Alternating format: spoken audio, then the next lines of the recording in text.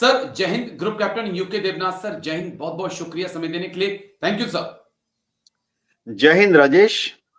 Thank you sir, आपने समय दिया। ईसीएचएस को लेकर मैंने आपके साथ बातचीत करनी थी। यूं तो हम फौजी जब बीमार होते हैं तो सबसे पहले ईसीएचएस ही जाते हैं, और अब तो बड़ी अच्छी सुविधा कर दी है सर कि आप संडे है, सैटरडे शाम है, ईसीएचएस बंद है तो आप सीधा हॉस्पिटल जाइए, इलाज कराइए, और रेफरल की जरूरत नहीं है, आप एडमिट हो जाइए।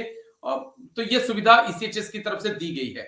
लेकिन अब सर इन्हीं सुविधाओं का कुछ लोग गलत फायदा उठा रहे हैं सर। नोएडा में 3 से 4 लोगों को गिरफ्तार किया है। राजस्थान से भी कुछ ऐसी खबरें आई कि कार्ड फौजी का, इलाज किसी और का।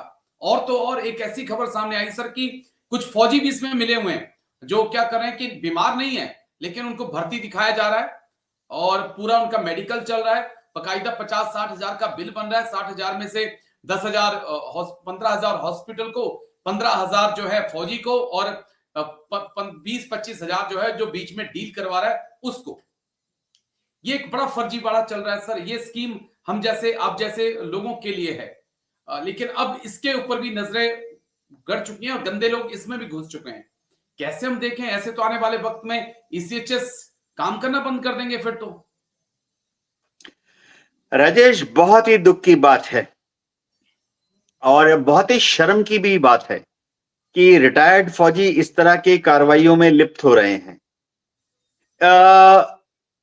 भविष्य में जो जेन्युइन केस होगा, जो वाकई कोई फौजी 70 साल का, 80 साल का या उसकी वाइफ अगर बीमार होगी तो इस चक्कर में अब जब वहां जाएगा ईसीएचएस एनलिस्टेड पॉलीक्लिनिक में या ईसीएचएस एनलिस्टेड हॉस्पिटल में, हर चीज की डबल डबल चेकिंग करनी पड़ेगी।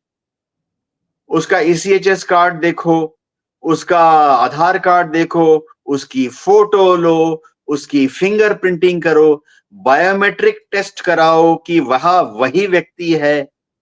तो मैं अब क्या कहूं? मैं सिर्फ इन कुछ, देखिए, पूरे तालाब में जरूरी नहीं कि पूरा तालाब ही गंदा हो। 100 मछलियों में से एक भी मछली गंदा होती है तो बाकी 99 मछलियों को बीमार होना पड़ता है। तो शायद हजारों में से एक दो फौजी भाई, रिटायर्ड फौजी भाई इस तरह की कारस्तानियों को अंजाम दे रहे हैं, लेकिन इसका जो बुरा फर्क पड़ता है वो ये कि भविष्य में दूसरे जो फौजी भाई हैं जिनको कि इमरजेंसी में किसी पैनल्ड हॉस्पिटल में जाना पड़ता है छुट्टी के दिन रात के 2 बजे, तो उनको भर्ती करने के पहले अब 10 तरह की चेकिंग करनी पड़ेगी। देवनाथ सर, ये तो बहुत चिंता की बात है, क्योंकि मैं खुद अपना वाकया आपको बताऊं कि मैं शनिवार को मेरी तबीयत बहुत ज्यादा खराब हो गई और रविवार को मैं टेस्ट कराने के लिए गया। ईसीएचएस बंद था, लेकिन वहां पर मैं गया। उन्होंने बकायदा जब देखा तो मेरी प्लेटलेट्स बहुत ज्यादा कम हो गई थी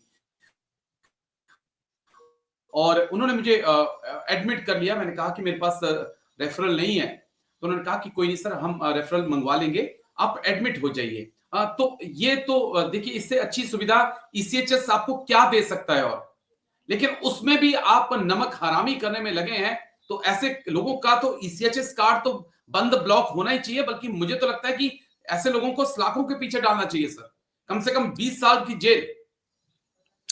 राजेश, इसमें कोई शक नहीं है कि ईसीएचएस अपनी तरफ से बहुत स्ट्रिक्ट डिसिप्लिन कार्रवाई करती है।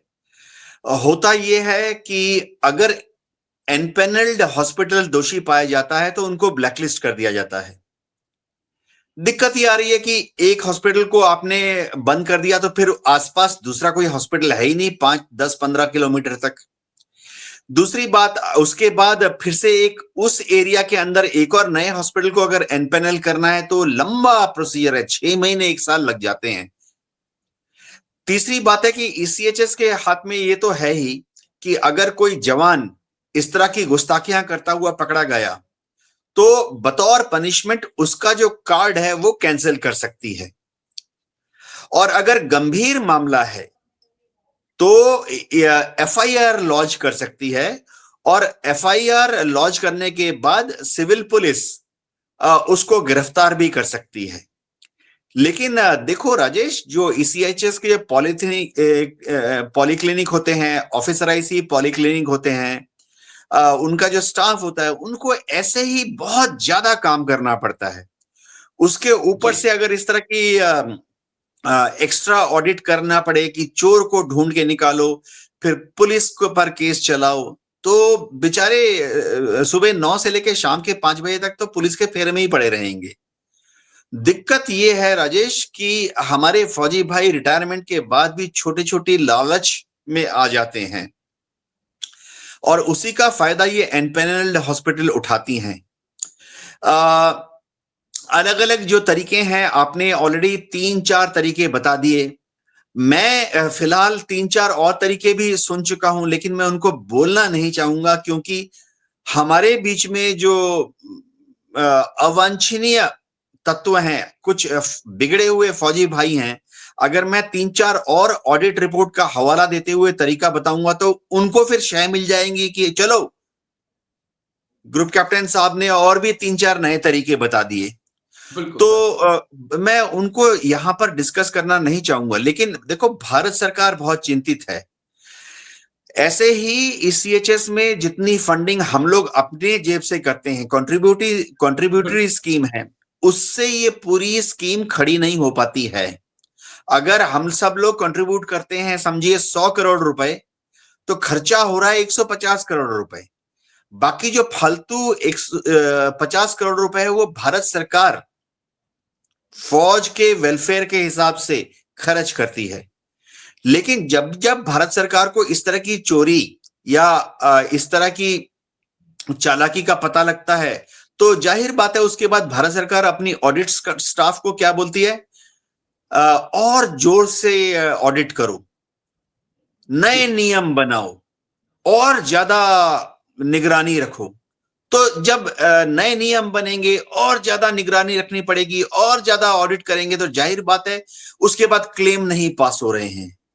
फिर हम में से जो ईमानदार हैं, जेन्युइन केस है, हम बोलते हैं हमारा क्लेम नहीं पास हो रहा, या हमारा क्लेम कम करके पास हो रहा है।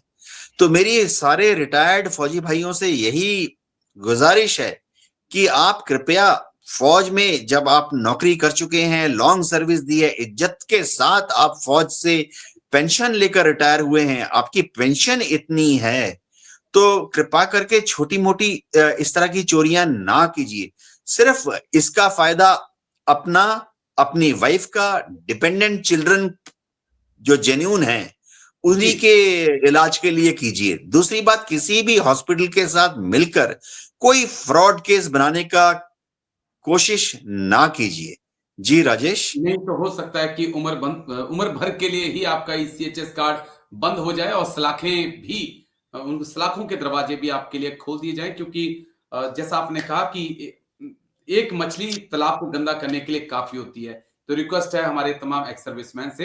लेकिन शुक्रिया group captain UK Devnath sir, शुक्रिया आपका इस मुद्दे पे बात रखने के लिए, क्योंकि मुद्दा बहुत अहम है और हम उम्मीद करते हैं कि तमाम लोगों को जागरूक किया जाएगा इस मामले पर। थैंक यू, जय हिंद सर, थैंक यू।